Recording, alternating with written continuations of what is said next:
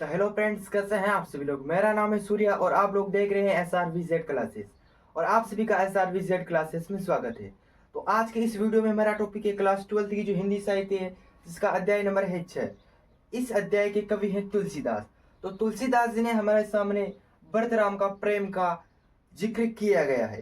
तो यह भरत राम का प्रेम रामचरितमानस के अयोध्या कांड से लिया गया है। राम वानगमन के पश्चात भरत का राम के प्रति जो भी स्नेहपूर्ण व्यवहार था, उसका वर्णन इस कविता में किया गया है। तो भरत का राम के प्रति कैसा व्यवहार, कैसे विचार थे, तो उन सभी का इसमें उल्लेख किया गया है। और किस तरह का उल्लेख एवं किस तरह का वर्णन किया गया है, तो हम इस कविता के माध्यम से अच्छे तरीके से एक्सप्लेन करेंगे। तब तक बने रहिए हमारे वीडियो के एंड तक और बने रहिए हमारे यूट्यूब में। तो चलो वीडियो शुरू करते हैं। तो देखते हैं अब इन पंक्तियों के माध्यम से भरत जी राम के प्रति क्या कह रहे हैं। तो इस कविता को शुरू करने से पहले इसका कुछ इंट्रोडक्शन देख लेते हैं। जो भरत थे वो चित्रकूट नामक स्थान, जहां पर सभा हो रही थी, तो उस सभा में काफी मुनिनाथ जी थे, खास तौर पर वशिष्ठ जी। तो सभी के राम के प्रति जो भी व्यवहार था, जो भी भावनाएं थी, उनको प्रकट किया सभी व्यक्तियों ने। और वशिष्ठ जी के बाद बारी आई भरत की राम के प्रति जो भी व्यवहार थे उनको प्रकट करने की। तो अब भरत राम को याद करते हुए या राम के प्रति जो भी उनका विचार थे भरत जी के, तो वो क्या कह रहे हैं, तो इन कम पंक्तियों के माध्यम से देखते हैं। तो पहली इन दो पंक्तियों में कवि कहते हैं कि पुलिक शरीर सभा भई डाडे नीर नरज नयर नहे जल बाडे कहब मोर मुनि नाथ निभा एही ते अधिक कहो में कहो। तो इन पंक्तियों में कवि कह रहे हैं कि पुलिक शरीर सभा भई डाडे, जो है सभा भरी हुई थी चित्रकूट में, तब नीरज नहीं जल बाटे। तब भरत जी की बारी आई तो राम के प्रति जो भी विचार प्रकट करने के लिए, तब राम खड़े हुए, तब उनके आंखों से आंसू आ निकले। और आंसू निकलने के बाद भरत अपने मुख से स्वर निकालते हुए कहते हैं कि कहब मोर मुनि नाथ निभा यही ते अधिक कहूं मैं कहूं, कि मेरे पहले ही जो भी मेरी भावनाएं थी, जो भी विचार थे, ऐसे ही विचार तो विशिष्ट जी ने ही कह दिए। अब मैं क्या कहूं आपके बारे में। मैं जानो निज नाथ सबाऊ अपराधियों पर भी कहूं न कहूं, कि जो मेरे स्वामी हैं श्री राम, इनके बारे में क्या ही कहना। ये तो दुश्मन से भी प्रेम से व्यवहार करते हैं, तो सोचो कि मेरे से कितना प्रेम करते होंगे। यानी कि दुश्मन पर भी कभी क्रोध नहीं करते। मोह पर कृपा स्नेह बिसेगी केलत सुनिस न कबहू देखी। और जब भी हम साथ साथ खेला करते थे, तो इनकी कृपा मेरे ऊपर बनी रहती थी और इन्होंने मेरे ऊपर कभी क्रोध नहीं किया। वो हमेशा स्नेहपूर्ण देखा करते थे, स्नेहपूर्ण व्यवहार रखा करते थे। शीशु पंते प्रीर है न शंकु कबू न किनी मोर मन पंकु। और जब हम छोटे थे और एक साथ खेला करते थे, तो इन्होंने कभी भी मेरी ओर बुरी दृष्टि से या क्रोध करते हुए नहीं देखा था। और हमेशा ही साथ रहकर साथ खेलते थे और पूरा ही दिन साथ साथ बिताया करते थे। मैं प्रभु कृपा रिधि जिये जोही हार रही खेल जितावती मुही। और जो मेरे प्रभु श्री राम है और हम साथ खेला करते थे, तो जब मैं हार जाया करता था, तो हारे हुए जो खेल थे उसको भी जिता दिया करते थे और काफी अच्छे तरीके से स्नेहपूर्ण रखा करते थे। ऐसे थे हमारे श्री राम। तो अभी अगली पंक्ति में भरत जी कह रहे हैं तुलसीदास जी के द्वारा कि महु सने सकोच बस सन्मुख कहीं न बेन, कि इतनी चित्रकूट जो सभा भरी हुई थी, तो उसमें भरत जी कह रहे हैं कि मैंने श्री राम के सामने कभी अशुभ शब्द नहीं कहे और जुबान से जुबान कभी नहीं लड़ाई। दर्शन तृप्त न आजू लगी प्रेम प्यासे नैन। और उनको देखने के लिए मेरे आंखें हमेशा प्यासी रहती हैं, हमेशा लालाई रहती हैं। विधि ने सही मोर दुलारा नीच बीच जननी बीस प्यारा। यानी कि विधि ने सही मोर दुलारा, यानी कि विधाता को ऐसा देखा न गया मेरा और श्री राम का इतना स्नेहपूर्ण व्यवहार। निज बिचू जननी बीस प्यारा, और विधाता ने बहाना बनाकर मेरी माँ को बीच में ला दिया और मेरी माँ ने श्री राम और मेरे बीच दरार पैदा कर दिया, अंतर पैदा कर दिया। शायद वो ना समझ ही थी या मंद बुद्धि ही थी। यह कहत मोही आजो न शोभा, लेकिन ऐसा कहकर मुझे ये शब्द शोभा नहीं देते हैं कि अपनी समूची साधु सूची या अपनी माँ को मंद बुद्धि और नीचा बताऊं, यह मुझे शोभा नहीं देता और मैं स्वयं को पवित्र मानूं, ऐसा तो मुझे बिल्कुल शोभा नहीं देता है। माधु मंदी में साधु सुचाली और अस आनंद कोटि सुचाली, और यह शब्द ऐसे वाक्य मैं इनका निर्णय नहीं ले सकता।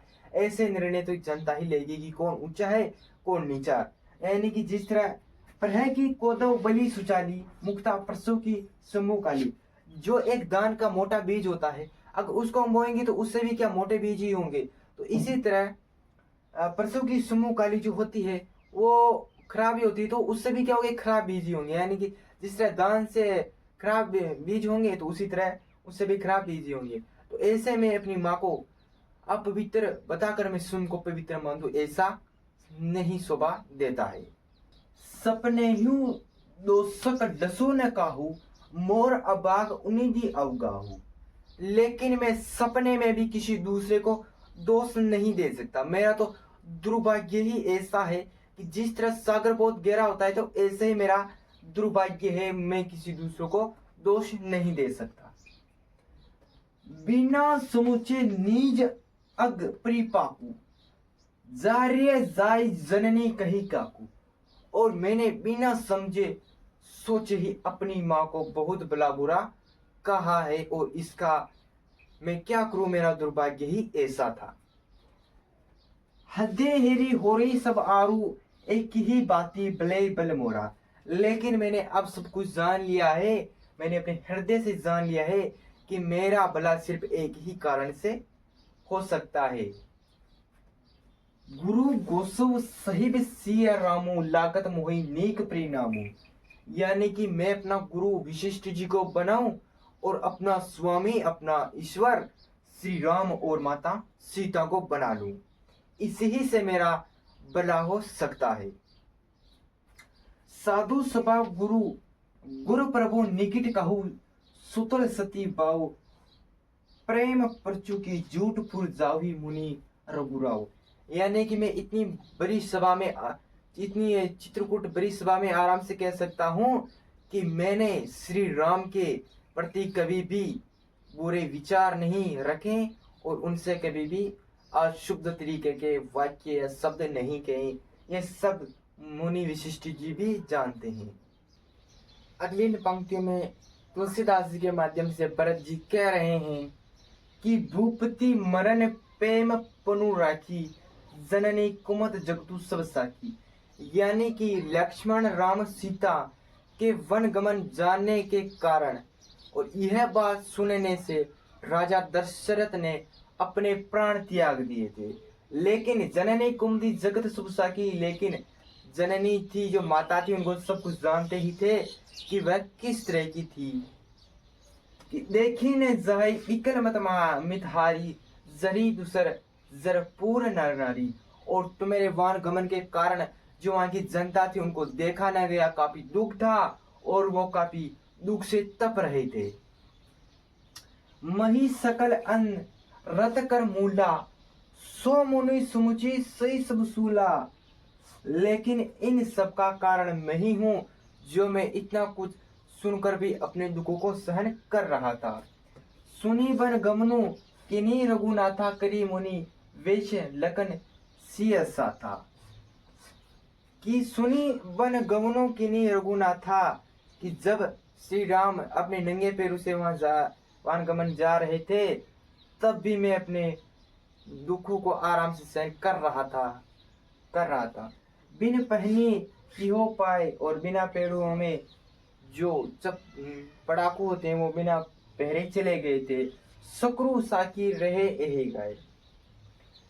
यानी कि जो मेरे भाव और जो ये थे दुख थे वो किस तरह से गुजर रहे थे, स्वयं शंकर जी जानते हैं।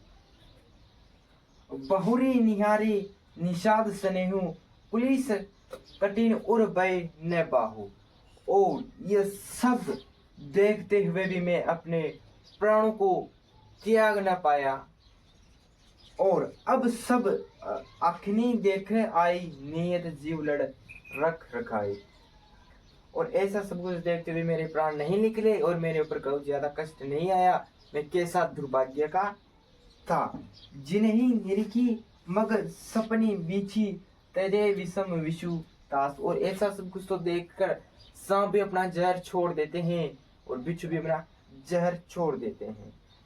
ते रघुनंदन लखनऊ शेष अनहित, लागे जाही तासु नयन निजी, दुसो सुख देहे सभय काही। लेकिन ऐसा सब कुछ देख कर भी मैं स्वयं को, इन कुष्ठ को झेलते हुए मैं स्वयं अपने प्राण त्याग न पाया था। मेरा दुर्भाग्य कैसा था। तो अब इस दूसरी कविता में पद दिए गए हैं। ये पद गीतावली से लिए गए हैं। इसमें 2 पद दिए गए हैं। इस पहले पद में माता कौशल्या श्री राम के जाने के बाद किस तरह वो दुख को सहन करती हैं, और दूसरे पद में अश्वों के दुख का वर्णन किया गया है। तो इस पहले पद में देखते हैं कि माता कौशल्या श्री राम को याद करते हुए वे किस तरह गुजारा करती है। तो जननी निरखती बान धनुइया, बार बार उन नैमित लावती प्रभु की ललित पहनी है। कि जननी निरखती बान धनुइया, जो जननी माता कौशल्या थी, वो जब श्री राम छोटे थे तो उनके छोटे छोटे धनुषों को देखते हुए श्री राम को याद करती हैं। और बार बार उन नैमित लावती प्रभु की ललित पहनी, और बार बार उनकी नजर उनके पड़ाव यानी कि छोटे तथे जो उनकी जूतियां थी तो उनके ऊपर माता कौशल्या की नजर पड़ती है। तो कबू प्रथम जियो जाई, जगावती कही प्रिय बचन सवारे। और जब श्री राम देर तक सोते रहते थे और अगर उससे पहले उनकी माता कौशल्या जग जाती थी तो श्री राम को जगाने के लिए सुबह मीठे स्वरों से उनको पुकारती थी और कहती थी कि उठो बालक, उठो पुत्र, मैं तुम्हारे इस सौंदर्य और इस सुंदरता के तन पर फिदा हूं, तुम उठो। उठो तात बली मातु बंधन पर अनुज सका सब द्वारे। और उठो बालक, तुम्हारे लिए जो तुम्हारे मित्र हैं वो द्वार पर खड़े हुए हैं तुम्हें बुलाने के लिए। कबहू कहित यो बड़ी बार बई जाहो भूप पर भैया। और बंधु बोली जहिर जो बावे गई निचार भैया। यानी कि कहती हैं कि उठो और तुम्हें जो भाए वो खा लो और जाओ अपने राजा दशरथ के पास, जो तुम्हें अच्छा लगे वो खा लो, लेकिन उठो। कहबू सुमुची वन गमन राम को रही, चक्की चित्र लिखी सी। और राम के वन गमन के बाद माता कौशल्या एक चित्र के समान खड़ी रहती है, उनको याद करती है। तुलसीदास वह समय कहते लगती प्रीति सिकी सी। और तुलसीदास जी कहते हैं कि श्री राम के वान गमन के बाद माता कौशल्या अपने अंदर को देखती हैं तो उनको काफी कष्ट होता है। यानी कि जिस तरह एक मोरनी होती है, उसके पंख काफी सुंदर होते हैं, लेकिन वो जिस तरह अपने पैरों की तरफ देखती हैं तो ऐसे उसको काफी कष्ट पहुंचता है। तो ऐसे माता कौशल्या थी, वो अपने हृदय को देखते हैं तो उनको काफी कष्ट पहुंचता है। अब